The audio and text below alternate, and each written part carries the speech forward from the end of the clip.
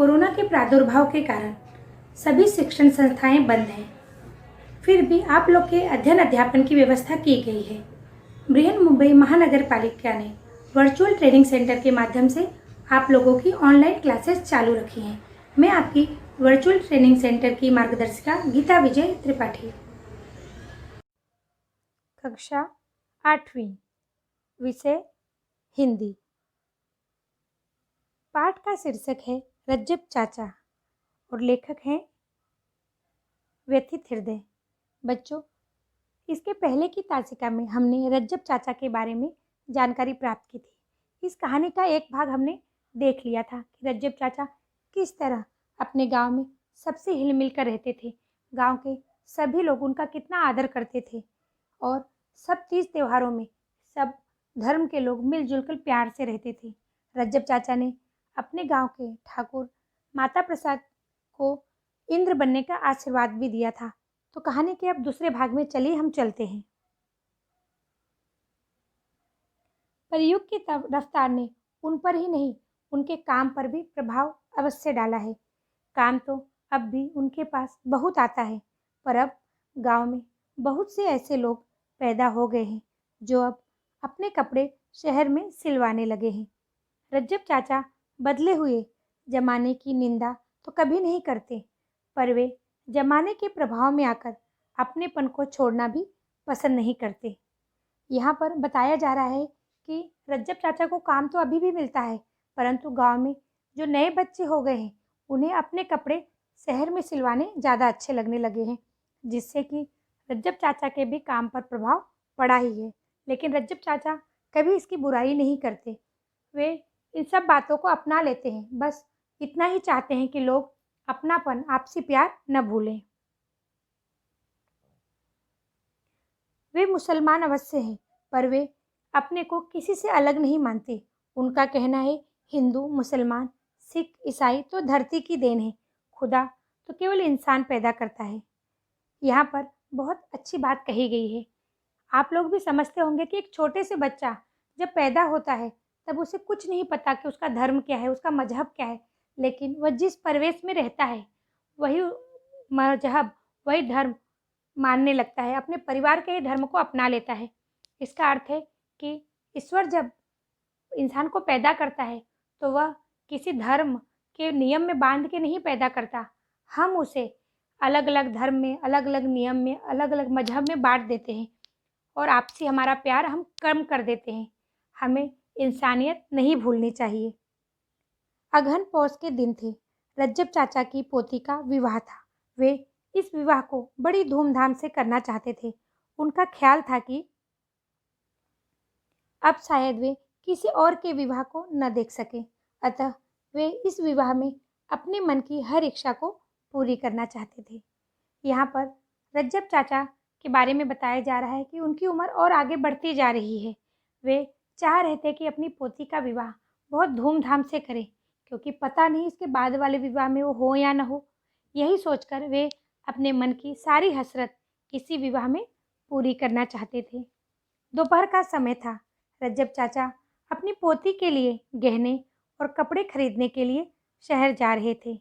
यद्यपि उनके गांव से होकर शहर तक बस जाती थी, पर रज्जब चाचा पैदल ही जा रहे थे। वे पैदल के आदी थे। शहर केवल 7-8 किलोमीटर के फासले पर था। यहाँ पर बताया जा रहा है कि आजकल देखो, हम अगर आधा किलोमीटर भी जाना हो तो हम तुरंत रिक्शा, टैक्सी जरूर ले लेते हैं, चलना ही नहीं चाहते पैदल। लेकिन रज्जब चाचा तो पैदल चलने के आदी थे। शहर तक वे अपनी पोती के लिए गहने और कपड़े पैदल चलकर ही जा रहे थे खरीदने। रज्जब चाचा जब शहर के पास पहुंचे तो एक विद्यालय के पास भीड़ भाड़ देखकर रुक गए। उन्होंने जब लोगों से पूछा कि यह भीड़ भाड़ क्यों है, तब लोगों ने उन्हें बताया कि शिक्षा मंत्री जी आ रहे हैं। यह भीड़ उन्हीं के स्वागत के लिए एकत्र हुई है। अब रज्जब चाचा चलते चलते जब शहर के नज़दीक पहुँचे तो उन्होंने देखा कि एक विद्यालय के पास बहुत भीड़ भाड़ लगी है। कौतूहलवश वे वहाँ गए और किसी से पूछा कि भाई इतनी भीड़ क्यों लगी है। तब बताया गया कि शिक्षा मंत्री आ रहे हैं प्रदेश के और उनके दर्शन के लिए ही सब लोग इकट्ठा हुए हैं। पर रज्जब चाचा को शिक्षा मंत्री से क्या लेना देना। वे इस भीड़ भाड़ की ओर देखते हुए शहर की ओर चल पड़े। जैसे ही वे शहर की ओर मुड़े, दनदनाती हुई एक कार आ पहुंची। रज्जब चाचा ने बड़ी कोशिश की कि वे शीघ्र ही कार के लिए रास्ता छोड़ दें, पर शरीर बूढ़ा होने के कारण उन्हें कुछ क्षण तो लग ही गए और कार को रुक जाना पड़ा। पहरे पर नियुक्त सिपाही दौड़कर रज्जब चाचा को डांट लगाई और उन्हें पकड़कर पटरी पर कर दिया। यहाँ पर कहा जा रहा है कि रज्जब चाचा जैसे ही आगे बढ़े, एक दनदनाती हुई कार आ रही थी। रज्जब चाचा को रास्ता छोड़ना था, वे कोशिश में लगे थे, लेकिन उनका बूढ़ा शरीर होने के कारण वह फुर्ती से एक और नहीं हो पाए और कार उनको बचाने के लिए रुक गई। यह देखकर जो सिपाही वहाँ खड़ा था, उसे बहुत क्रोध आया और उसने रज्जब चाचा को पकड़कर सड़क के किनारे कर दिया। कार चली, फिर रुक गई। सहसा कार का द्वार खुला और एक प्रौढ़ व्यक्ति बाहर निकले। वे कोई और नहीं, स्वयं मंत्री महोदय थे। वे किसी और को अवसर न देकर शीघ्र दौड़कर रज्जब चाचा के पास जा पहुंचे। उन्होंने कुछ कदम के फासले से ही पुकारते हुए कहा, रज्जब चाचा, रज्जब चाचा। कार चलने लगी, लेकिन अचानक कार रुक गई और उसमें से एक प्रौढ़ व्यक्ति बाहर निकले और वे कोई और नहीं, शिक्षा मंत्री स्वयं थे। उन्होंने किसी और को मौका ही नहीं दिया, वे स्वयं दौड़ते हुए रज्जब चाचा को पुकारने लगे और उनको रोकने के लिए आगे बढ़ गए।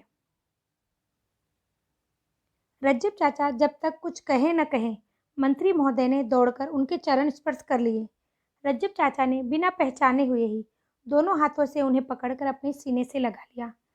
रज्जब चाचा ने जब उन्हें अपने सीने से लगाते हुए उनकी मुखाकृति को गौर से देखा, तो हठात उनके मुख से निकल पड़ा, माता प्रसाद, तुम माता प्रसाद हो।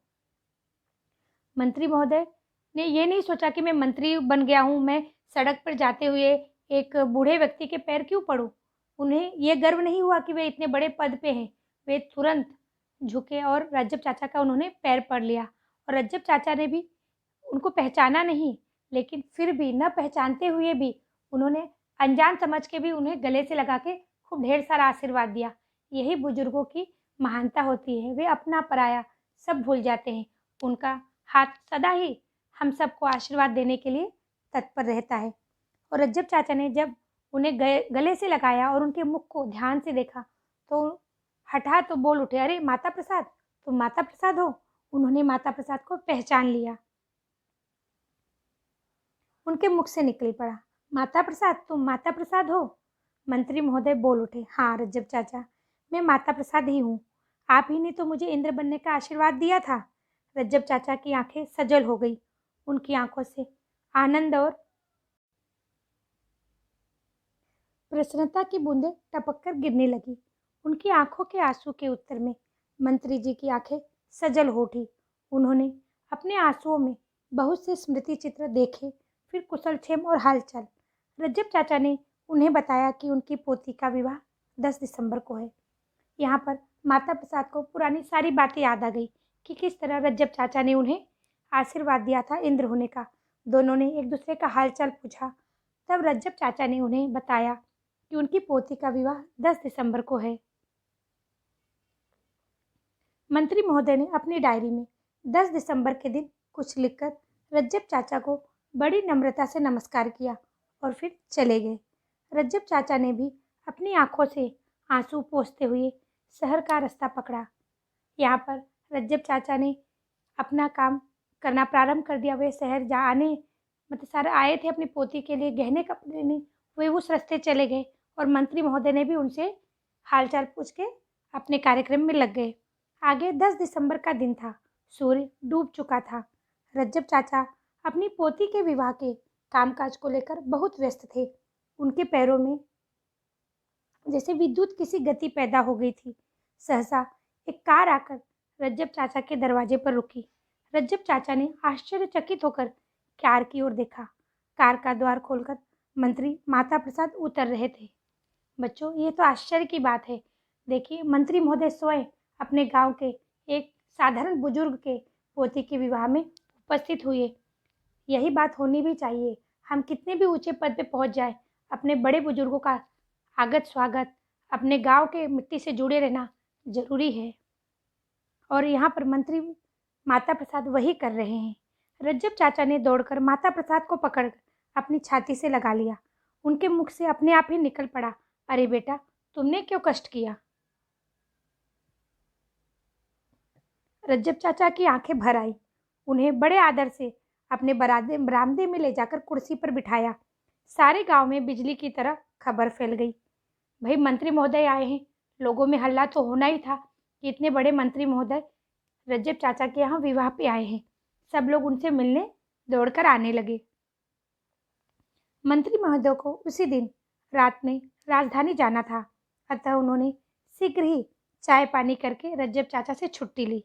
रज्जब चाचा और गांव के लोग उन्हें कार तक पहुंचाने के लिए आए। मंत्री जी ने रज्जब चाचा के पैरों को छूकर कार में बैठते हुए कहा, चाचा आप क्या करते हैं? रज्जब चाचा के यहाँ से मंत्री महोदय राजधानी जाने के लिए निकल पड़े और जाते जाते उन्होंने रज्जब चाचा से पूछ ही लिया कि अब आप क्या करते हो? रज्जब चाचा ने उत्तर दिया, यहीं बरामदे में पुरानी मशीन से सिलाई करता हूँ। कुछ दिनों के बाद लोगों ने बड़े आश्चर्य से देखा कि रज्जब चाचा के 2 नई मशीन आ गई है। उन्होंने 2 बेरोजगार युवकों को अपने पास काम पर रख लिया। बाद में गांव वालों को पता चला कि वे मशीनें मंत्री महोदय ने भेजी थी। अब रज्जब चाचा खूब खुश रहने लगे। यही होना भी चाहिए कि जब कोई उच्च पदस्थ हो जाता है तो उसे अपने गांव के लोगों को रोजगार के लिए जरूर कुछ न कुछ प्रयत्न करना चाहिए।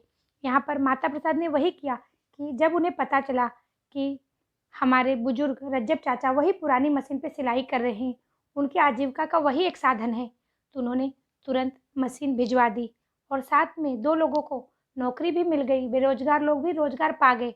अब रज्जब चाचा को जमाने से शिकायत न रही और वे खुश रहने लगे। बच्चों, यहाँ पर रज्जब चाचा की जीवनी हमने पढ़ी, कहानी का हमने आनंद लिया। चलिए अब पाठ में आए कुछ कठिन शब्दों को देखते हैं। शब्द वाटिका। आदि अभ्यस्त, दनदनाती हुई, दौड़ती हुई। मुखाकृति चेहरा। हठात, अचानक। सजल, अश्रुपूर्ण। व्यस्त, कामकाजी। विद्युत, बिजली। सहसा, अचानक। कुशलक्षेम, हालचाल। मेहर, दया। मुहावरे। चलिए पाठ में आए हुए मुहावरों की तरफ एक नज़र डालते हैं। बांछे खिलना, बहुत आनंदित होना। बाग बाग होना, खुश होना। सीने से लगना, प्यार से मिलना। दम मारना, आराम करना। एक वाक्य में उत्तर लिखो। शहर पहुंचकर रज्जब चाचा एक विद्यालय के पास क्यों रुक गए? शहर पहुंचकर रज्जब चाचा एक विद्यालय के पास भीड़ भाड़ देखकर रुक गए। कार से उतरकर रज्जब चाचा के पास कौन आया? कार से उतरकर रज्जब चाचा के पास शिक्षा मंत्री आए। बच्चों, ये छोटे छोटे प्रश्नों के उत्तर अगर आपने पाठ को अच्छे से समझा है तो आप स्वयं दे पा रहे होंगे। रज्जब चाचा ने माता प्रसाद को क्या आशीर्वाद दिया था? रज्जब चाचा ने माता प्रसाद को इंद्र होने का आशीर्वाद दिया था।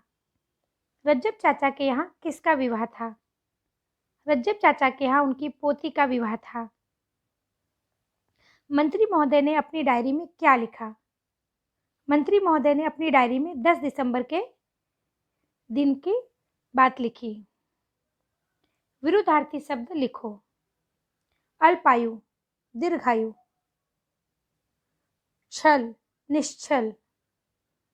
अनुकूल, प्रतिकूल। रक्षक, भक्षक।